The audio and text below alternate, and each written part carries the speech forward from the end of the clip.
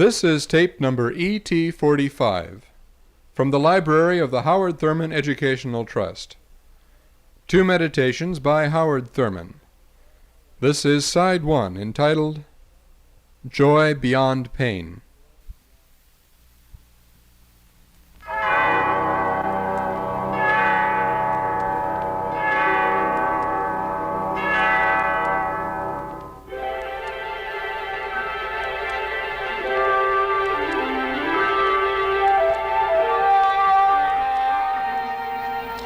Let the words of my mouth and the meditation of my heart be acceptable in thy sight, O Lord, my strength and my Redeemer.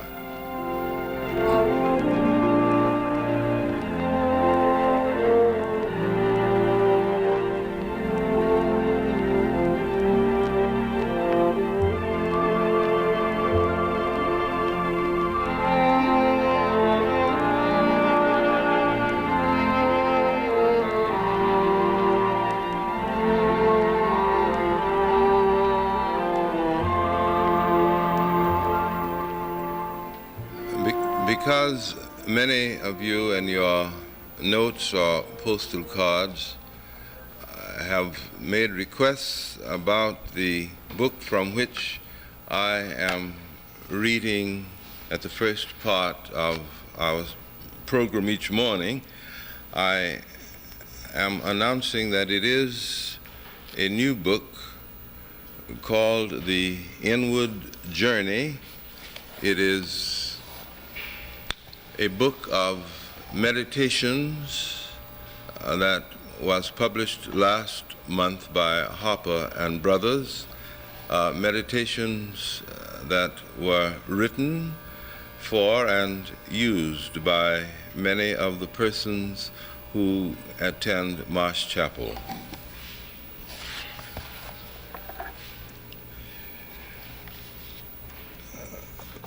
There often seems to be a clearly defined limit to human endurance. Everyone has had the experience of exhaustion. If you cannot get to bed, you're sure that you will go to sleep standing, for instance, and then something happens. It may be that a friend comes by to see you, a friend whose path has not crossed yours in several years. It may be that there are tidings of good news or of tragedy. At any rate, something happens in you with the result that you are awake, recovered, even excited.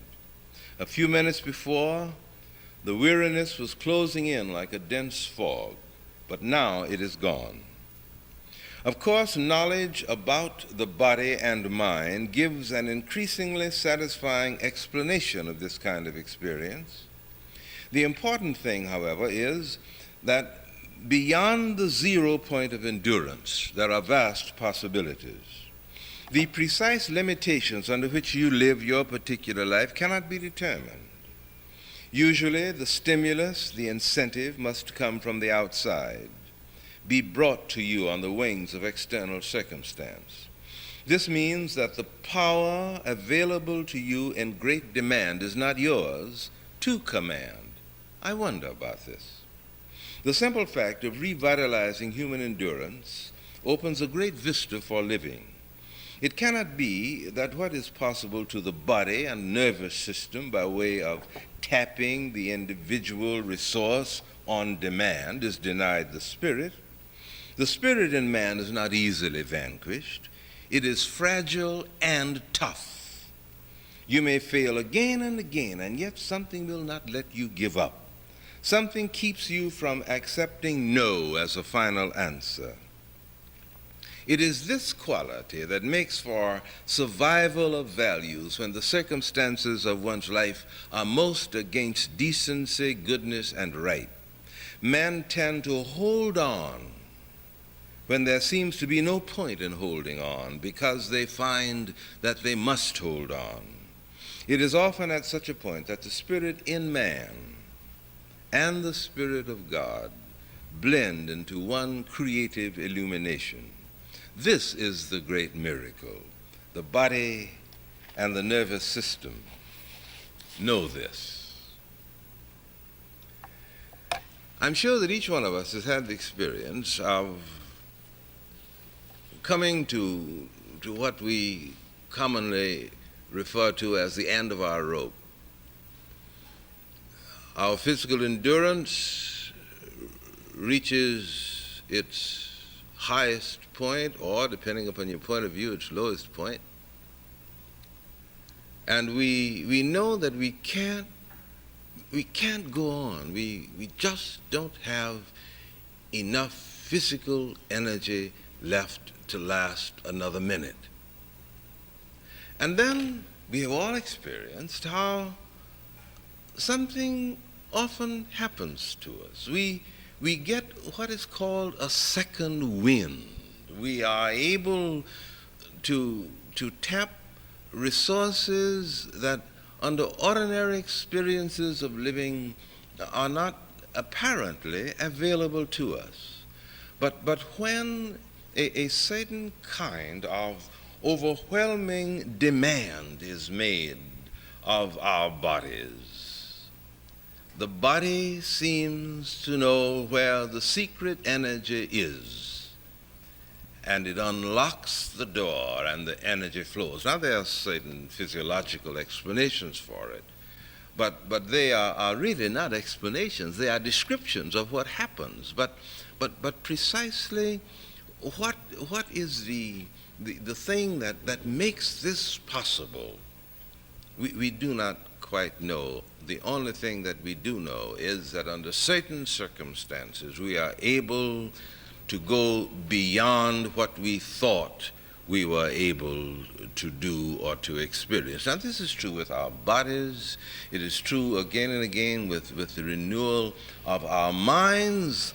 Now, if it is true with our bodies and true with our minds, then it must of necessity be also true with our spirits. When we are up against a situation that exhausts us, that wearies us out because of its demands upon us, we discover again and again that there are boundless resources of the Spirit that are available to us. And men of religion say that this resource is in God, and we are able to lay hold on this additional energy that makes it possible for us to do what under other circumstances is impossible to do. A poet of the desert, Badger Clark, has written a poem about this, and I'd like to read it to you. It is called The Job. But God, it won't come right, it won't come right. I've worked it over till my brain is numb. The first flash came so bright, and then more ideas after it. Flash, flash, I thought it some new constellation man would wonder at. Perhaps it's just a firework flash. Then darker darkness and scorched pasteboard and sour smoke. But God, the thought was great. The scheme, the dream, why till the last charm broke, the thing just built itself, while I, elate, laughed and admired it. Then it stuck half done, the lesser half worse luck. You see, it's dead as yet, a frame, a body, and the heart, the soul. The fiery vital part, to give it life, is what I cannot get. I've tried, you know it, God. Tried to snatch live fire and poured cold ashes. Every spark has died, it won't come right. I dropped the thing entire, only I can't. I love my job. You who ride the thunder, do you know what it is to dream and drudge and throb? I wonder.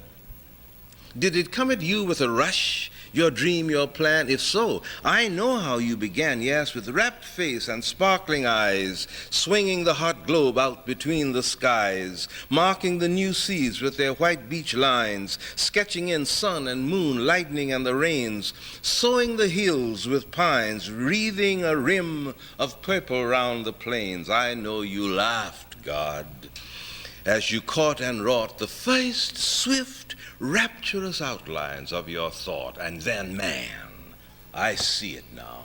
Oh God, forgive my pettish row. I see your job while ages crawl. Your lips take laboring lines, your eyes a sadder light. For man, the fire and flower and center of it all. Man won't come right. Why don't you give up. After your patient centuries, fresh starts, recastings, tired Gethsemanes, and tense Golgothas, man, your central theme is just a jangling echo of your dream. Grand as the rest may be, he ruins it. Why don't you quit, God? Crumple it all and dream again. But no, flaw after flaw, you work it out, revise, refine, bondage, brutality, and war and woe, the sot, the fool, the tyrant, and the mob. Dear God, how you must love your job. Help me as I love mine. Over and over again. There is something about the human spirit that insists that there is available additional resources, more than we have ever experienced in the living of our lives. And it is then that we discover that the test of life is often found in the amount of pain, disturbance we can absorb without spoiling our joy. This is the gift in man. It is a part of the givenness of God.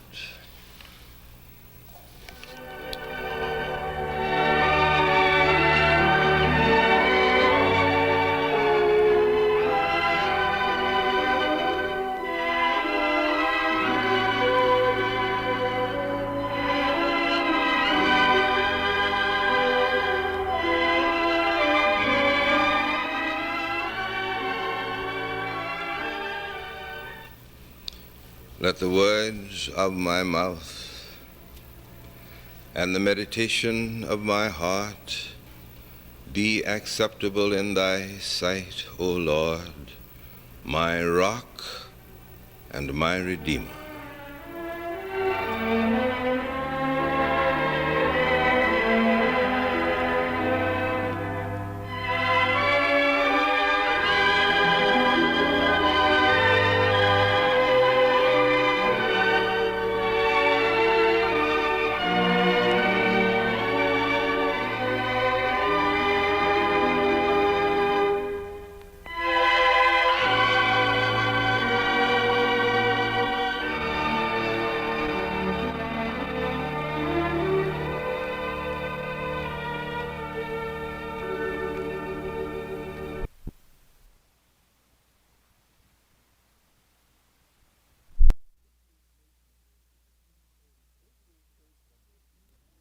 This is tape number ET45 from the library of the Howard Thurman Educational Trust.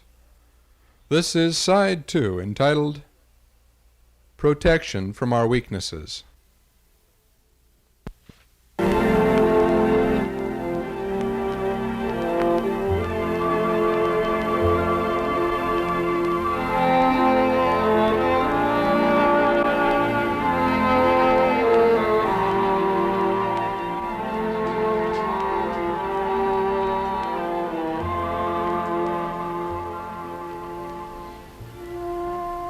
How completely devastating life would be if many times, again and again, we were not protected from our weaknesses.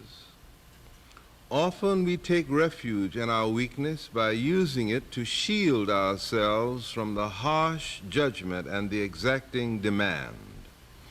It may be an unmanageable temper that provides a convenience for saying to another what the courage is lacking to say in times of calm. The harsh and biting word cuts through bone and sinew to pierce the quick place where the pain is felt without relief. It may be the unrestrained appetite that manifests itself in special indulgences with which we become identified in other minds. It is so easy to say that we have a weakness for this or that, or to retreat from our due by the easy words, "You know my weakness," or "I can't help myself when it comes to this or that." It may be a diabolical skill in using our power to exploit another's weakness at a moment deliberately chosen when all defenses are down and there is no will to challenge or strength to defend. This is to turn a person against himself. It is to force defilement at one's own hands and to leave a sticky residue of shame that all the tears can never quite wash away. But there are weaknesses of which we know not, and our best protection is in this simple fact alone. There are temptations to which we have never been exposed, before which we would stand helpless and afraid. There are burdens that we have never been required to shoulder, and thus certain inadequacies of which we are dimly aware may remain safely within the shadows of the mind. There are decisions by which we have never been tried, and we are not quite sure how our own vote would have been cast. We shudder when we feel our way into such a time. Reassuring is it to know that we are often protected from our weaknesses, known and unknown. Sometimes it is the fresh recollection of the damage wrought when our temper had full sway that holds back the harsh and bitter word until we can tame the wildness out of it.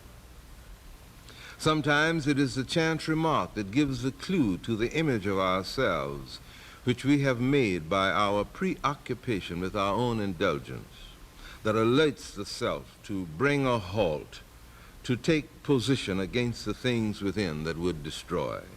Sometimes, looking back over the shoulder at the journey which is now behind us, we know that the miracle of our lives is that we have been spared from what might have been if, with all our hearts, we say, thank God that it is so. There is a general statement about the meaning of life, which suggests that the law of antecedent and consequence, of reaping and sowing, is fundamental to man's experience. This law is designated often as the moral law. It is the law of reward and punishment. It is the law that tends to balance the equation of man's experience. We call it reaping and sowing. If we do a certain deed, then the impact of that deed is made not only upon the person who is the object of the deed, but the impact in some interesting and significant way feeds back into the quality and character of our own living. This is the way in which our lives develop and by which we grow. It is the principle that we use in training children, the principle that we use in training animals. If you're training a dog and he performs the deed and does it correctly, then he gets a reward, a scratch on the ear or a pat on the head or a little teaspoon or tablespoon of hamburger. If it is a horse, we reward him with a bit of sugar or something else that represents a unique reward for deeds done, for services rendered, so that we adjust ourselves to this broad and fundamental principle: reward and punishment, antecedent and consequence, reaping and sowing. This is the rhythm that seems to give a certain kind of inner stability to man's life. Now, over and above this, there is another aspect of man's experience. It is expressed in the words of the psalmist. He says, "Thou hast not dealt with us after our sins, or rewarded us according to our iniquities. Here is a recognition that which is evil will be atoned for in some way, that the good deed somehow balances the other deed that is not good, and man moves in this area in which the zones of agreement are established by the creative expression of life itself. But this other principle is just as important. There seems to be on the periphery of man's living a whole series of forces, impersonal in character, that impinge upon his life. And these forces, in the light of the hard logic of antecedent and consequence, of reaping and sowing, seem to be irrational. That a man sometimes finds that he is the recipient of things which did not arise from any deed which he himself perpetrated. It is the role, for instance, of the innocent person, a person who finds that because of circumstances over which he has no control, of events that do not arise from any activity on his part, but nevertheless he finds that he is involved in them in some sense as a victim. One day one of the disciples of Jesus said to him, relative to a child that was blind, and the disciple said, "Master, who sinned, this child or his parents, that he was born blind?" And the master said, "Neither." And then he went on to express something else. He referred to a certain tower, the tower at Siloam, the tower that fell, and many people were killed when the tower fell. And he asks, were the people on whom the tower fell more guilty of wrongdoing, for instance, than the people on whom the tower did not fall? And the inference here is, you see, to challenge this balancing in terms of the personal equation. And he infers that no, they were not more guilty than the other people, but they were under the tower, and the other people were not under the tower. Now there is this irrational element that seems to be operative in life, and we are involved both as responsible human beings, responsible for our own actions, caught in the agonizing logic of reaping and sowing, of antecedent and consequence, and then beyond this, there's a sense in which we are victims, either of deeds that have been perpetrated at some other aspect in our world, and sometimes we are the recipients of rewards and good things that we do not merit. And that is why the psalmist says in this great moment of exaltation, "Thou hast not dealt with us after our sins, nor rewarded us according to our iniquities." This is the law as well as the law of antecedent and consequence, of reaping and sowing.